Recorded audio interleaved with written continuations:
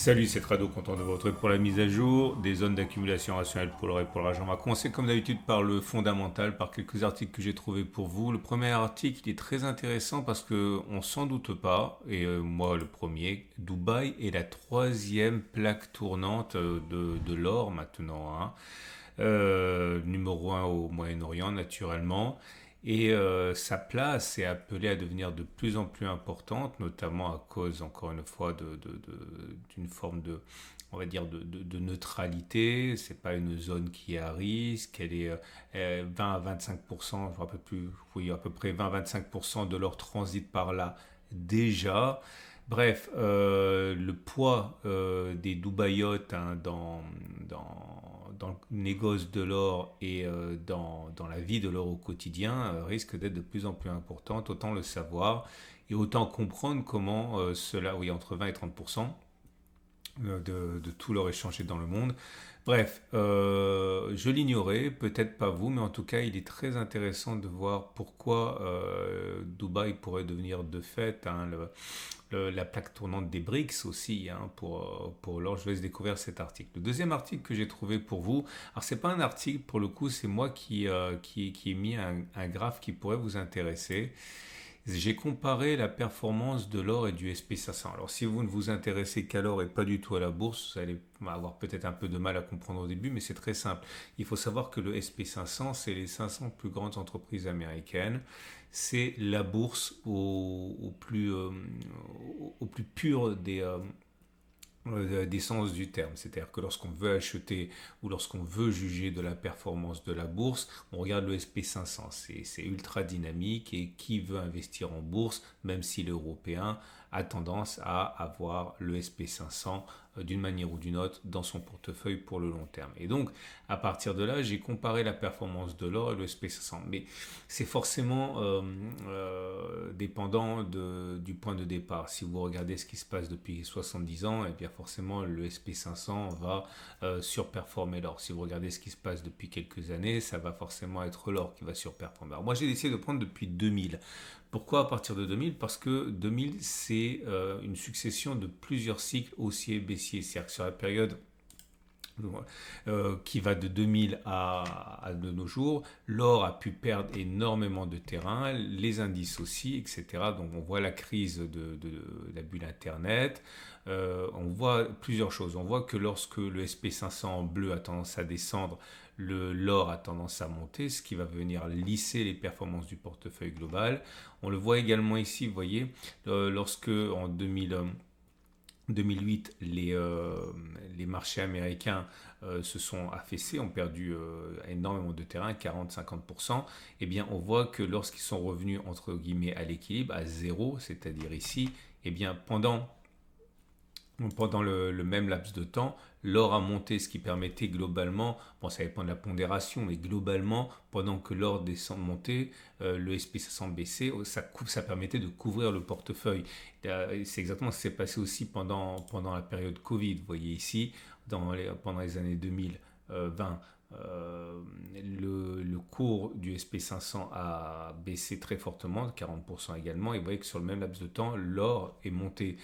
Et on retrouve très souvent cette corrélation négative. Alors, c'est une corrélation négative, c'est-à-dire qu'ils évoluent en sens inverse. Alors, c'est pas toujours vrai. Vous pouvez voir clairement qu'il y a des moments où ils montent ensemble, ou alors des moments où ils baissent de concert, notamment parce que, voilà, très souvent, quand les marchés s'effondrent, les gérants de fonds ont tendance à vendre ce qui a bien performé. On l'a bien vu il y a une semaine pour couvrir un petit peu leurs pertes et faire face aux appels de marge, comme on dit, amener du collatéral quand les marchés s'effondrent. Les actions. Mais globalement, ce qui est intéressant, c'est que quand le SP500 s'effondre, l'or monte. Et lorsque l'or baisse, eh bien le SP500 monte. Et puis surtout, j'ai envie de dire, plutôt que partir dans une sorte de guéguerre, qu'est-ce qui est mieux? Parce que là, bon, vous voyez bien que l'or a fait mieux depuis 2020 que le SP500. Ce qui est intéressant surtout, c'est d'avoir l'idée que si on veut lisser les performances, il faut avoir les deux. Alors c'est pas la seule chose parce que il faut comparer les choses qui sont comparables. Et si on veut regarder simplement la performance, il faut regarder le SP500 parce que vous savez que les actions produisent des dividendes. Et pour voir la vraie performance des actions, il faut voir ce qui se serait passé si on avait réinvesti les dividendes qui avaient été fourni, délivré, c'est-à-dire, bon, je dis n'importe quoi, c'est simplement pour comprendre si vous avez 100 euros ou 100 dollars en action et qu'à la fin vous avez 103 dollars grâce aux dividendes, et bien les 3 dollars, il faut les investir aussi pour qu'ils fassent, entre guillemets, des petits aussi.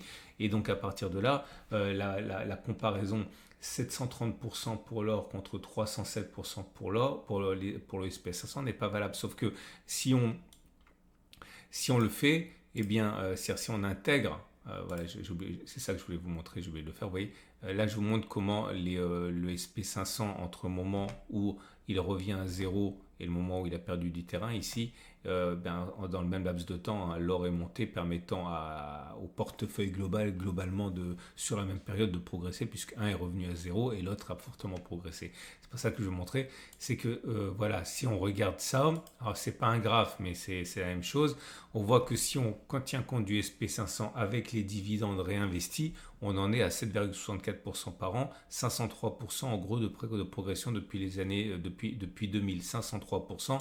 Or, vous voyez que le gold, lui, il a pris 730%. Alors, encore une fois, je ne suis pas en train de dire que l'or, c'est mieux que le SP500. Ça dépend de la période que vous utilisez comme référence. Et encore une fois, si on remonte à plus de 20 ans, le SP500 est meilleur que le gold. Hein. Donc, ce n'est pas du tout mon propos. Mon propos, c'est de vous montrer l'importance que cela a d'avoir des actions et de l'or dans un contexte de gestion patrimoniale et de portefeuille sain. Ok, voilà.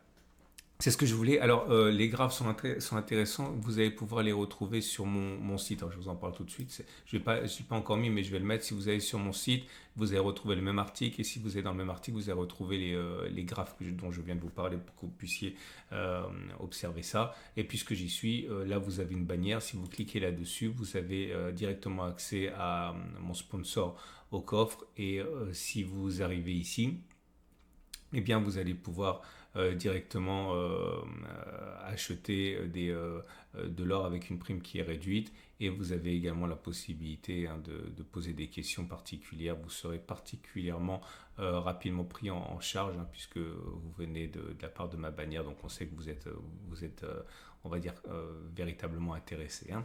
Voilà, on va passer maintenant aux zones d'accumulation rationnelle pour l'or et pour l'argent.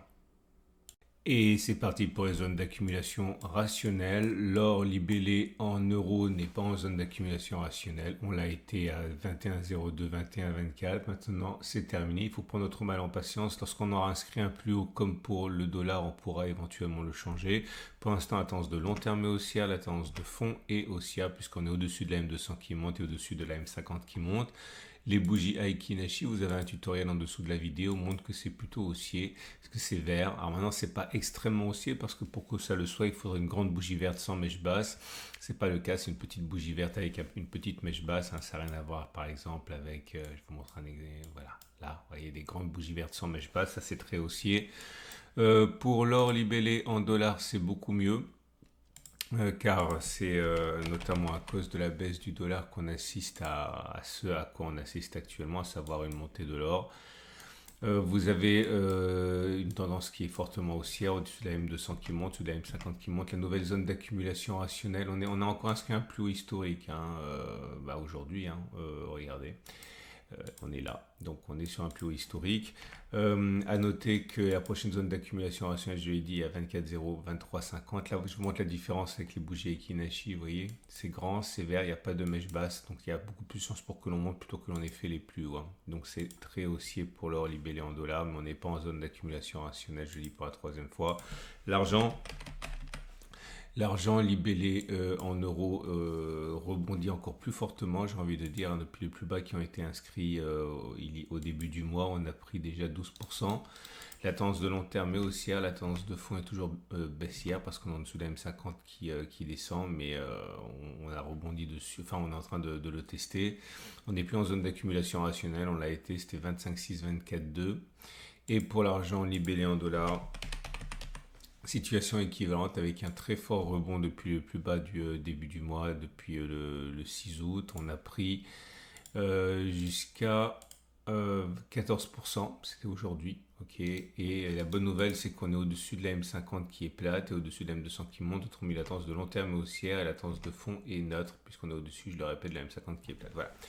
J'espère que si vous êtes des détenteurs d'or et d'argent, vous avez pu profiter des zones d'accumulation rationnelle qui ont été visitées. Je vous rappelle que ce format est mis à jour 2 fois par semaine, le mercredi et le samedi. Si vous voulez vous abonner, c'est très facile. La prochaine mise à jour, c'est donc samedi matin.